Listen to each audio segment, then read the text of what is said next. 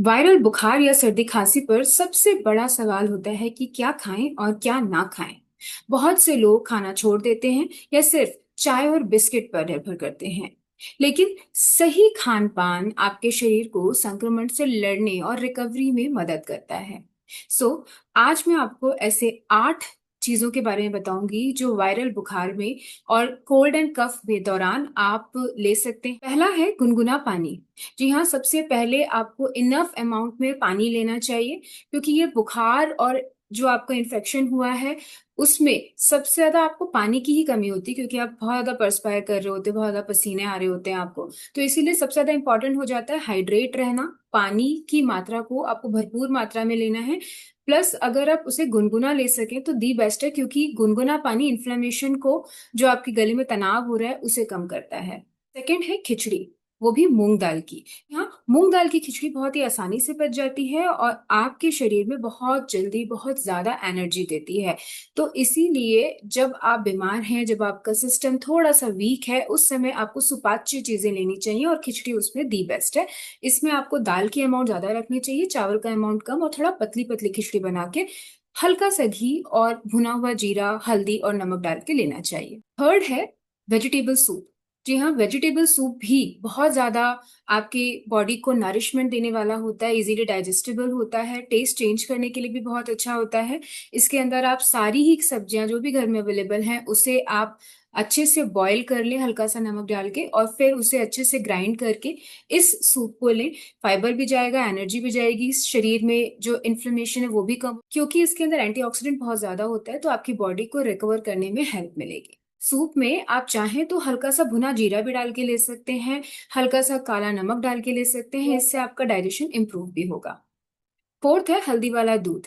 दूध अपने आप में एक कंप्लीट फूड होता है, पानी भी इसके अंदर 90% है, तो आपकी बॉडी में हाइड्रेशन भी हो जाएगा, कैल्शियम भी बहुत अच्छा होता है, और आपकी बॉडी को इमिडिएटली एब्जॉर्ब करके ताकत भी देता है। बट क्योंकि आपका शरीर थोड़ा स्लगिश होता है फीवर के टाइम पे, तो इसमें हल्की सी हल्दी डाल के एंटी इन्फ्लामेटरी प्रॉपर्टी को आप ग्रेस्प कर लीजिए।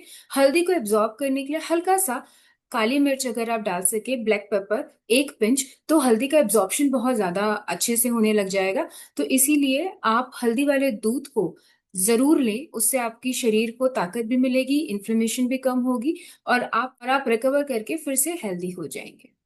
पांचवा है विटामिन सी रिच फूड। इसमें आप ऑरेंजेस या फिर आप अमरूद, कीवी, ऐसी चीजें ले सकते हैं, और आंवला भी सबसे अच्छा इसका ऑप्शन है। तो विटामिन सी अगेन इन्फ्लेमेशन कम करता है, आपकी बॉडी में इम्यूनिटी को बढ़ाता है, रिकवरी करने में आपकी हेल्प करता है। तो विटामिन सी रिच चीजें जितनी ज्यादा लेंगे उतनी जल्दी आप रिकवर करेंगे। छठी है अदरक तुलसी की चाय। जी हाँ, चाय का मतलब चाय नहीं है यहाँ पे, इसका मतलब है अदरक तुलसी का काढ़ा ले। तो आप 5 से 7 पत्तियां तुलसी की कूट के और आधा इंच अदरक को घिस के 1 कप पानी में उबालें। इतना उबालें कि अब तक वो आधा न रह जाए, और फिर इस पानी को आप कंज्यूम करें दिन में 2 से 3 बार। अगर टेस्ट डेवलप नहीं हो रहा तो इसमें हल्का सा शहद भी मिला सकते हैं, ये आपके लिए बहुत ज्यादा अच्छी रहेगी।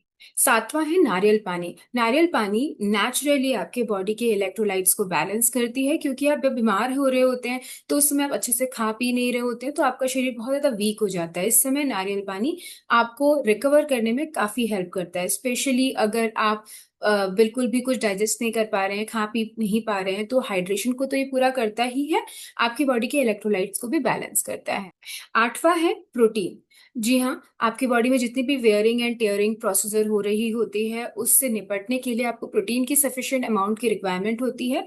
दूध एक अच्छा सोर्स है प्रोटीन का, लेकिन उसके साथ साथ आपको और भी चीजें अगर आप ले सकें, जैसे दाल, या फिर दाल का पानी, या फिर पनीर, या फिर अंडे, अगर आप नॉन वेजिटेरियन हैं तो इन चीजों को अगर आप लेते हैं तो आपकी बॉडी को रिकवर करने में सहायता मिलेगी। तो ये तो मैंने आपको बताया कि अगर आप बीमार हैं, आपको कोल्ड एंड कफ है, अगर आपको फीवर है, तो आप किन चीजों को लें।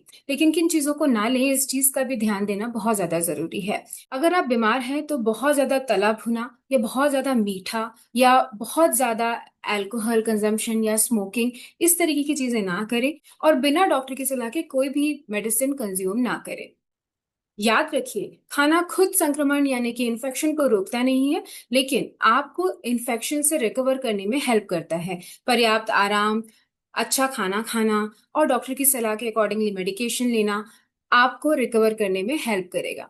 लेकिन ध्यान रखें, अगर आपका फीवर या आपके सांस लेने की समस्या या फिर आपकी वीकनेस ये सब बढ़ रही हो 3 दिन के बाद भी, तो आप अपने डॉक्टर से जरूर मिलें और इमिडिएटली जो भी नेसेसरी स्टेप्स डॉक्टर बता रहे हैं उसे फॉलो करें।